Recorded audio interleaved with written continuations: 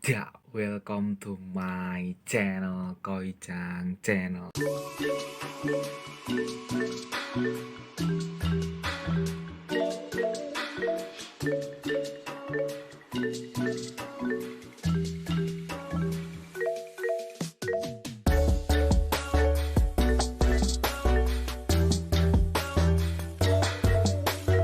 Ya teman-teman, untuk video kali ini aku ingin sharing ke kalian gimana prosesku untuk bisa magang ke Jepang, untuk kerja ke Jepang, dan apa saja tahap-tahap yang aku lalui dan motivasi apa sehingga aku bisa sampai ke Jepang ini ya teman-teman.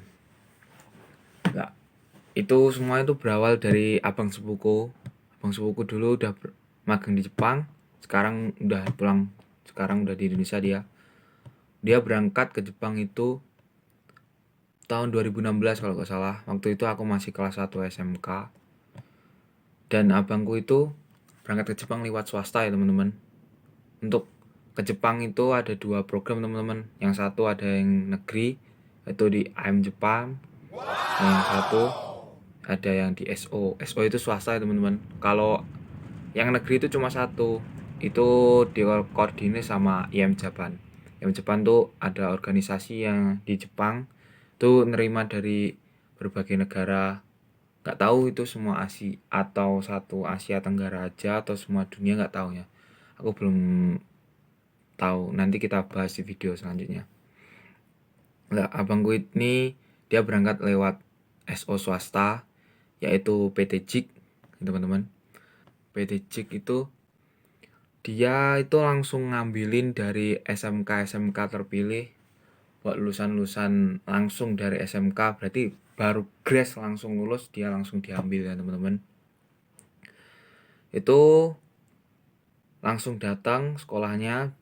Biasanya yang itu yang bisa daftar itu yang udah kelas 3 yang mau lulus atau alumni yang baru saja lulus. Baru lulus 1 tahun 2 tahun.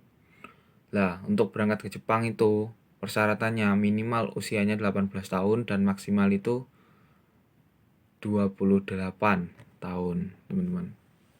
Ya, untuk PT JIK ini abangku masuk bukan sebagai siswa kelas 3 SMK, tapi dia sebagai alumni dari SMK-nya.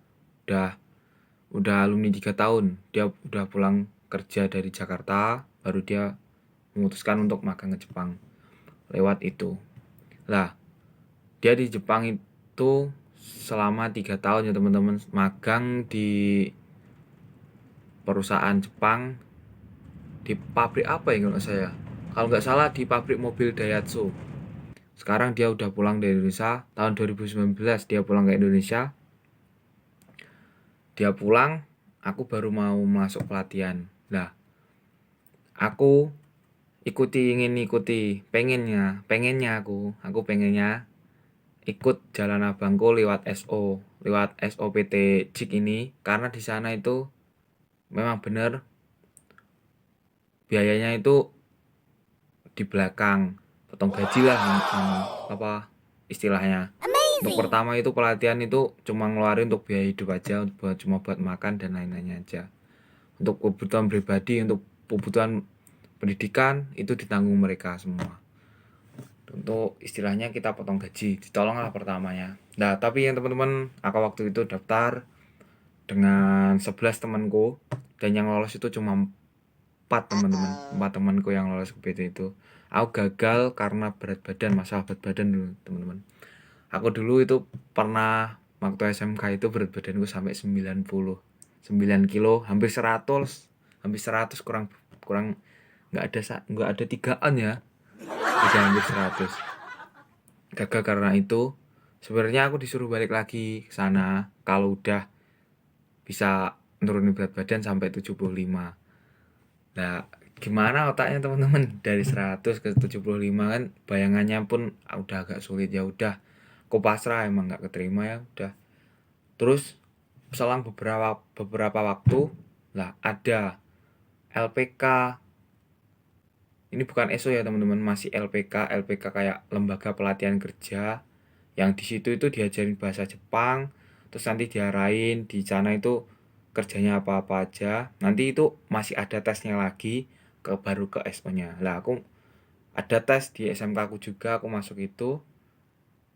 Namanya aku dulu LPK Osaka Gakau. Yang ada di Kediri.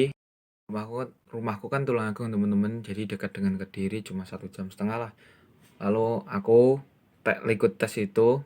Satu, ada tes matematika.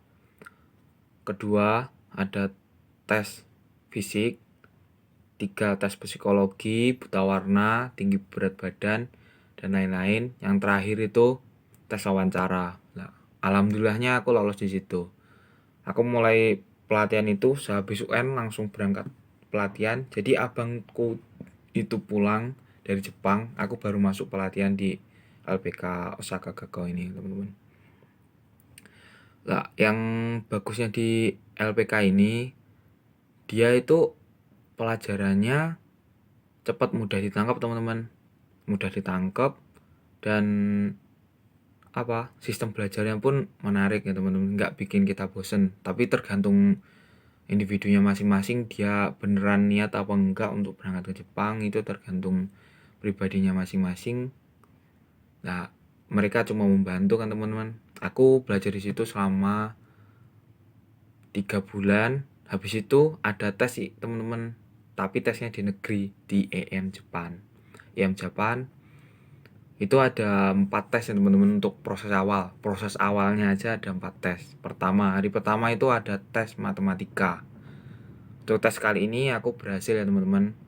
Terus yang kedua ada tes kesemaptaan. Itu dilihat tinggi badan, berat badan, tidak bertatu, tidak bertindik, ada masalah gigi atau enggak. Terus semuanya dilihat lah, bagi matanya itu bermasalah apa enggak, sehat apa enggak, semuanya dilihat dengan teliti. Kedua, aku lulus juga. Yang ketiga ada tes fisik ya, teman-teman. Jadi tes fisik itu ada 1. Pertama itu lari 3 kilo dalam waktu cuma 15 menit. Habis lari itu ada push up-nya 30 kali, terus sit up-nya juga 30 kali ya, teman-teman. Lah, aku tuh gagalnya di lari, teman-teman.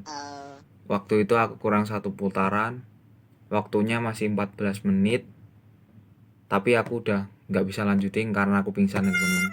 Aku tuh lari jam 12 siang, lanjut lari terus sampai ya udah nggak kuat aku, karena berat badanku waktu itu udah turun ya, teman-teman.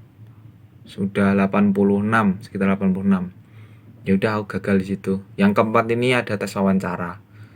Ada tes wawancara, yang lulus nanti masih ada pelatihan dan lain-lain. Nanti aku bahas di video selanjutnya karena teman aku banyak yang di IM Japan.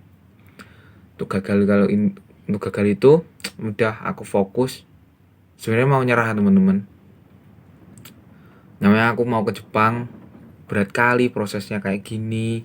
Udah kayak pendidikan tentara, udah kayak pendidikan polisi. Udah setiap hari tidur cuma 5 jam, 3 jam.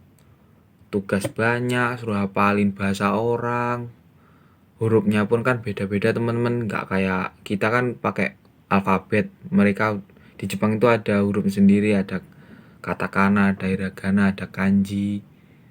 Terus baca kanjinya gimana, cara bacanya gimana, cara nulisnya gimana, itu banyak yang harus dipelajarin, teman-teman. Juga kehidupan di Indonesia sama Jepang itu kan beda jauh. Ketika mau nyerah, aku teringat gimana perjuanganku dulu mau masuk ke LPK ini aja sulit banget lah. Terus nggak berselang lama, 1 bulan ke depannya ada tes di SO Asagao ini ya, teman-teman. Dia ada di Sidoarjo. Ini udah bekerja sama LPK aku yang ada di Kediri. Aku tes di situ sama juga, teman-teman, tapi nggak ada tes fisiknya ya. Ada 4 tes, 4 kali tes. Untuk yang pertama tes wawancara, itu langsung kita di tes wawancara sama yang punya SO-nya itu. Kebetulan yang punya SO-nya itu orang Jepang langsung. Alhamdulillah aku keterima. Untuk yang tes kedua itu ada tes psikologi. Psikologi ya kayak tes-tes kayak biasanya teman-teman mau masuk tentara, mau masuk polisi, mau daftar PNS, ya kayak itulah, hampir sama tesnya pokoknya. Terus yang ketiga, tes medical check up. Kan biasanya tes medical check up yang terakhir kan teman-teman, tapi di SO ini itu jadi tes yang ketiga buat nentuin juga kalau ada masalah, kalau masih bisa diperbaiki, masih bisa diobati ya diobati, kalau nggak bisa ya maaf, gagal ya teman-teman. Terus yang terakhir ada tes bahasa. Untuk tes bahasa ini udah kita di LPK di Kediri diajarin, bukan dikasih petunjuk sih, ada bukunya sendiri dari SO itu untuk dihafalin semua. Untuk kosakata namanya kotoba teman-teman, ada kotoba kata benda, kata sifat, kata kerja, terus kata yang lainnya lah, kata waktu yang lainnya, itu suruh pelajaran yang banyak. Terus itu di tesnya teman-teman lulus baru kita bisa masuk pelatihan. Lah di pelatihan ini teman-teman ini juga bisa jatuh, bisa dipulangin, bisa nggak bisa lanjut. Pelatihan itu selama 3 bulan teman-teman. Itu satu, sikapnya harus perhatiin, perkembangan bahasanya terus gimana. Yang keempat, disiplin waktu dan lain-lain. Jadi untuk berangkat ke Jepang ini emang bener-bener teman-teman, bener-bener berat. Harus bulatin tekad yang pertama, harus bulatin tekad, nggak boleh pantang menyerah. Nggak cuma sekali tes, nggak cuma 2 kali tes, aku aja sampai 3 kali tes baru bisa nunggu berangkat ke Jepang, baru bisa, belum berangkat ke Jepang 3 kali tes itu teman-teman. Yang ketiga tes itu baru bisa pelatihan, sudah dapat swasta. Nah, habis itu tergantung sikap kita di pelatihan. Jika bahasa kita bagus, pelatihan kita bagus, itu dia akan cepat dapat pekerjaan, dapat ada perusahaan yang nerima kita di Jepang. Kemarin aku untuk perusahaan yang kali ini di Jepang ini, aku langsung wawancara dengan Sachokku langsung. Sachok itu bos ya teman-teman, sama bosku langsung wawancara. Dia datang ke Yogyakarta. Lah untuk LPK untuk SO Asagao ini dia punya kayak induknya teman-teman. Induknya itu LPK Iroha, itu adanya di Yogyakarta. Nah itu aku wawancara mesetsunya itu di sana di Jogja langsung dengan Sachokku di Jepang ini sama bujoku. Alhamdulillah aku lolos. Baru 1 bulan aku di Asagao, aku udah dapat job. Kerjaku di konstruksi bagian kata waku itu seperti papan teman-teman, masang sebelum dicor ya kayak gitu, hubungan sama bangunan lah, sama konstruksi. Habis itu melanjutin pelatihan sama 2 bulan, habis itu bisa pulang kan teman-teman, kontrak turun semuanya, proses tanda tangan. Lah aku kecewanya satu teman-teman, gara-gara tahun ini kan, mulai tahun 2020 kemarin si corona ini udah muncul. Jadi waktu aku terbang teman-teman, seharusnya aku terbang itu Agustus tahun 2020. Tapi karena ada corona ini, Jepang itu udah ditutup dari bulan awal April tahun 2020. Ya udah aku pasrah teman-teman. Bukan cuma aku aja, teman-temanku juga banyak yang nunggu di rumah. Ya udah habis itu aku pulang ke rumah, jalanin kehidupan kayak biasanya sambil nunggu kapan berangkat. Dan alhamdulillah Jepang akhirnya dibuka pada bulan berapa kemarin, Oktober tahun 2020 dibuka kan teman-teman. Dan jadwalku penerbangan itu jatuh pada Januari tanggal 6 2021. Bilang aja tahun baru lah teman-teman. Di tahun baru aku dapat itu kabar kalau berangkat. Nah, aku dari rumah kembali ke SO Asagao itu 3 minggu sebelum hari pemberangkatanku. Lah, siang teman-teman. Ki antara aku bersyukur atau harus bingung nggak tahu ya teman-teman. Karena terbangku itu di jadwal tanggal 6 Januari. Tapi tanggal 20 berapa ya kemarin? Tanggal 27 Desember tahun 2020 itu ada pengumuman kalau Jepang itu ditutup kembali, teman-teman. Gimana nggak shock? Udah tinggal seminggu lagi aku mau berangkat, dengar kalau Jepang mau ditutup. Ya udah pasrah, teman-teman. Aku nggak mau ambil pusing, aku udah pasrah. Kalau bisa berangkat ya berangkat, kalau enggak ya gimana lagi. Aku berdoa aja sama Tuhan. Ya ini keajaiban bener, teman-teman. Tiba-tiba besoknya aku dikasih tahu kalau terbangku diajuin tanggal 30 Desember tahun 2020, pas waktu tahun baru, teman-teman. Aku jadi nyampe Jepang itu malamnya udah tahun baru. Kan perjalanan dari Indonesia ke Jepang 7 jam. Berangkat tanggal 30 Desember. Kalau nggak salah itu hari Rabu. 30 Desember berangkat itu malam. Terbang dari Jakarta ke Jepang itu jam 11 malam, sampai Jepang itu jam 9. Perbedaan jamnya 2 jam. Seharusnya kalau hitung jam Indonesia masih jam 7. Tapi Jepang kan lebih cepat 2 jam. Jadi jam 9 udah sampai. Nah, malamnya itu tanggal 31, besoknya udah tahun baru ya, teman. Jadi aku tahun baru di Jepang, tapi tahun baru di Jepang itu waktu ini nggak ada mewah-mewahnya. Soalnya ya di karantina, nggak bisa keluar, nggak ada hanabi, nggak ada pesta kembang api. Ya nikmatin itu aja. Alhamdulillahnya udah bisa terbang. Teman-teman, kita syukuri aja, berdoa ya untuk kali ini. Mulai dari ditutup kemarin, mulai Januari kemarin ditutup, sampai sekarang Jepang belum dibuka, teman-teman. Walaupun Olimpiade udah mulai, ini udah mulai berakhir, tapi Jepang masih aja tutup ya, teman-teman. Berdoa aja mudah-mudahan Jepang mulai dibuka, dan teman-temanku dan kalian semua dan teman-temanku cepat berangkat untuk pergi ke Jepang, teman-teman. Ya, sekian untuk video kali ini.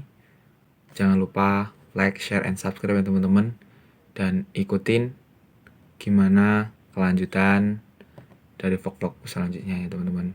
Makasih. Salam Jawa. Assalamualaikum.